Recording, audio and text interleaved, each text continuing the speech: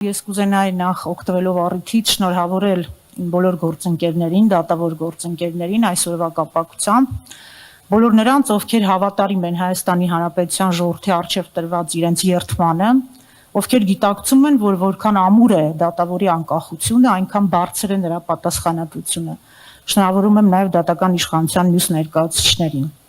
Մինչև բուն հարցին անդրադառնալը ես կուզենայի անդրադառնալ այսօրվա միջոցառման խորագրին, ողջամիտ ժամկետների պահանջի պահպանման հարցին, այն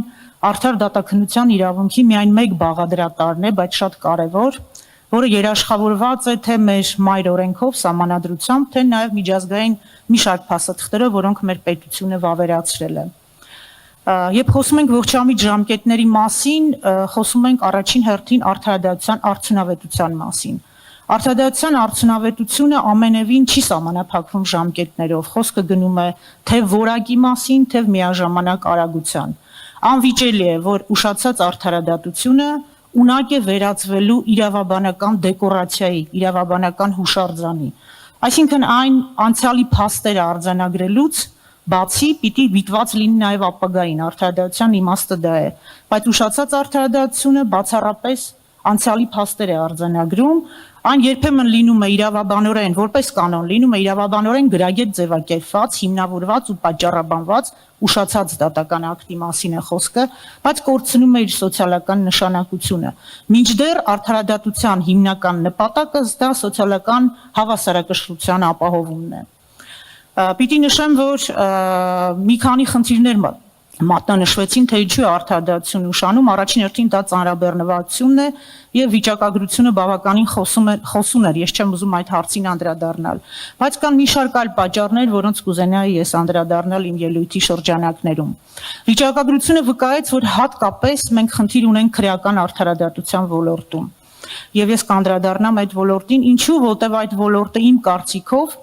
ամենազգայունն է, որտեղ այստեղ այս ոլորտում է, որ մարդու իրավունքները առավել ինտենսիվ սահմանափակման են ենթարկվում։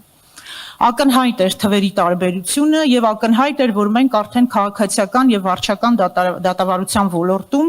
վերջին տարիներին կատարված բարեփոխումների շրջանակում որոշակի գործերի նվազում ունենք, թեև այդ ոլորտները, թե քաղաքացիական, թե վարչական արդարադատության ոլորտը շարունակում են աշխատել գերծանրաբեռնված։ Բայց ինչու քրեական արդարադատության ոլորտին, որտեղ սա այն դաշտն է, որտեղ հասարակությունը շահառու է յուրաքանչյուր գործով արդարադատության իրականացմամբ, յուրաքանչյուր դատական ակտ առնչվում է քրեական արդարադատության ոլորտում ոչ միայն այն անձին կամ անձանց շրջանակին, ում այն վերաբերվում է, այլ հասարակության բոլոր անդամներին։ Այսինքն հասարակությունը այս բոլոր գործերով ինքը հենց արդարություն եւ արդարադատություն ակնկալողն է։ Մի քանի բացի ծանրաբեռնվածությունից հանցավորության դինամիկային զուգընթաց պիտի արձանագրենք, որ էականորեն աճել է հանցագործությունների բացահայտման տոկոսը եւ դա անվիճելի է։ Անշուշտ դրան զուգընթաց ավելացել է նաև գործերի քանակը, բայց մի կարևոր հանգամանք պիտի չմոռանանք։ Մենք 2022 թվականին միաժամանակ գործողության մեջ դրեցինք 3 կարևորագույն օրենսգրքեր, որոնք այս ոլորտը բոլոր հարաբերությունները կարգավորում են քրեաիրավական ոլորտի, քրեական օրենսգիրքը, քրեադատավարական օրենսգիրքը եւ քրեակատարողական օրենսգիրքը։ Այդ օրենսգրքերը էականորեն առաջադիմական էին եւ դա անվիճելի էր։ Նախատեսվեցին նոր ինստիտուտներ, նոր երաշխիքներ, մարդու իրավունքների պաշտպանության մենք բոլորովին այլ նշաձող սահմանեցինք։ Քրեական օրենսգիրքը դարձավ պատժողականից ավելի մարդակենտրոն, ավելի վերականգնողական մոդել մենք ձեռք բերեցինք։ Քրեադատավարական օրենսգիրքը դարձավ ավելի մրցակցային, բայց ցանկացած դրական տեղաշարժ, ցանկացած նոր օրենքի ընդունում ունի իր երկրորդային ազդեցությունը, ինչպես ցանկացած օգտակար դեղորայք ունի մարդու օրգանիզմի համար երկրորդային ազդեցություն, նոր դրական փոփոխությունը եւս որոշակի ազդեցություն է իր հետ բերում։ Դրա արդյունքում փոխվեց նաև դատարանի դերակատարությունը նախկին օրենսդրությամբ, որ ինչ որ չափով կրում էր խորհրդային օրենսդրության ազդեցությունը մինչև վերջին փոփոխությունները,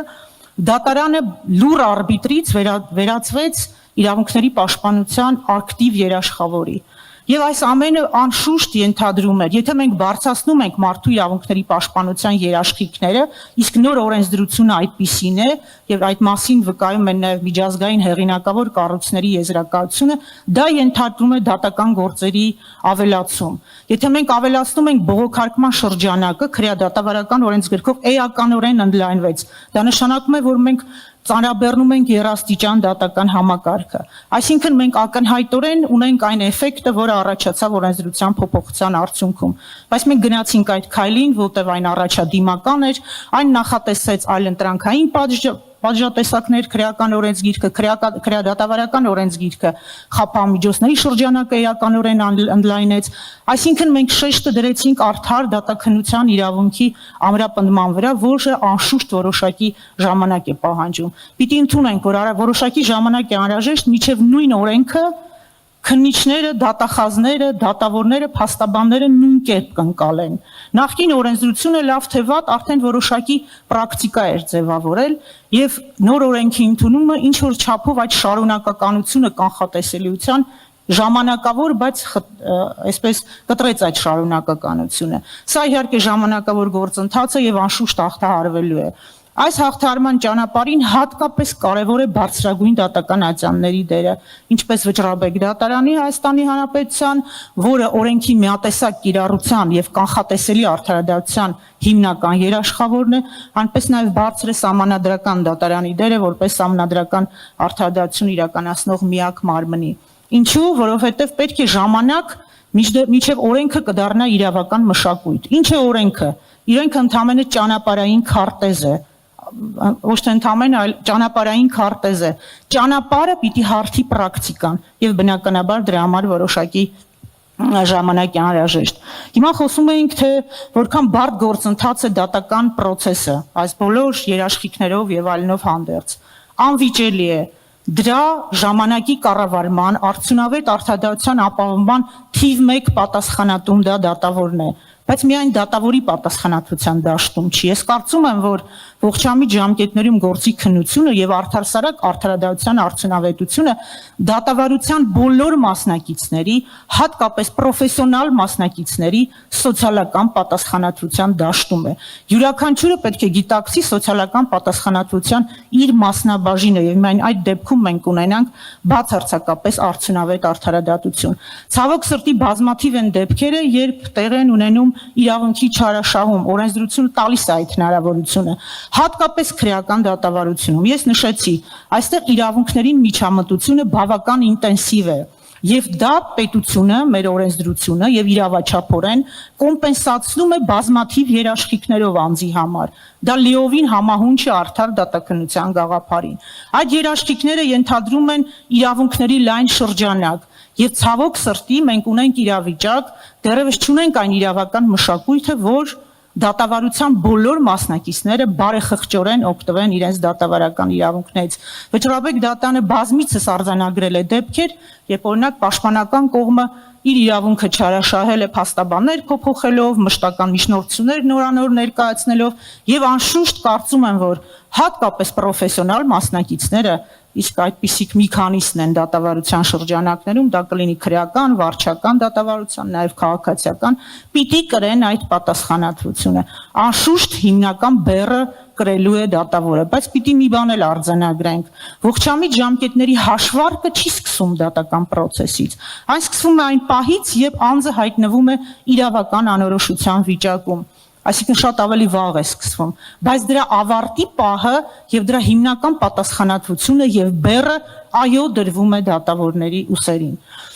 Այժմ ձեր արդեն բուն հարցադրման հետ կապված, թե որքանով է արդյունավետ, այո վերջին տարիներին թե դատաիրավական բարեփոխումների շրջանակում, թե նաև դատական համակարգը իր լիազորությունների շրջանակներում ամեն ինչ արել է նաև ողջամիտ ժամկետների պահանջը ապահովելու համար, ինչու, որտեղ մենք շատ բարձր ենք գնահատում եւ կարեւորում հանրային վստահությունը։ Մեզ համար դա կարեւոր է։ Պատահական չի, որ այսօրվա խորագիրը վերաբերվում է արդարադատության արդյունավետության միայն մեկ ցուցիչին։ Ես ուրախ եմ, որ մենք չենք խոսում արդարադատության որակի մասին, մենք չենք խոսում դատավորների պրոֆեսիոնալիզմի պակասի մասին, մենք չենք խոսում դատական իշխանության անկախության դեֆիցիտի մասին, դա նշանակում է, որ այս առումով